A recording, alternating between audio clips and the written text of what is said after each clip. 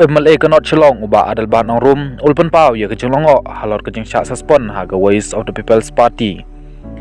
Haba keren mentagasngi uba adal bat ulong shua ke elections MDC lagar pat ya presiden ke parti ban kod ya keren ya kisan ngut handrai klaim urlong kejeng kod ya keren yalang bat ulong baka balangok kolong baki ai ka show cause notice da kejeng tho bat ki hun ban suspend watla kimpat pen papat ba ul syak bet sendon na ke parti.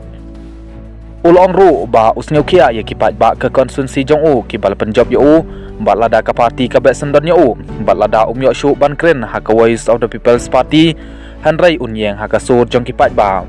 uba adal bat ulong ba lada kiwit yo u ban long kum urukot apok keseng kitai ban bet sendon yo u na keseng ban syu suspend ulai thu ru ba ha ka por ba urung ha ka WP uklem rung ban pan tiket handrai halor kenong rim ba ka WP ka pediang bandawa ya ke reservations policy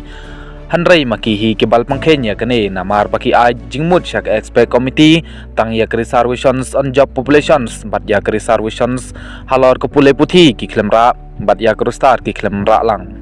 ulong ru ba uklem le ya ke ke bapan butnam ya ke parti handrai ban kentiu ya ke jaj benriu ban ru bat ke jingyo nong jong ke WPP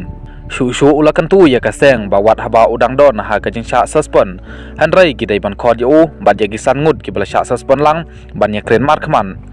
ula ther tang eru da ka bakan tho ya ka seng ba phikam ba ka dai ka seng ka badon ya ka nong rimblai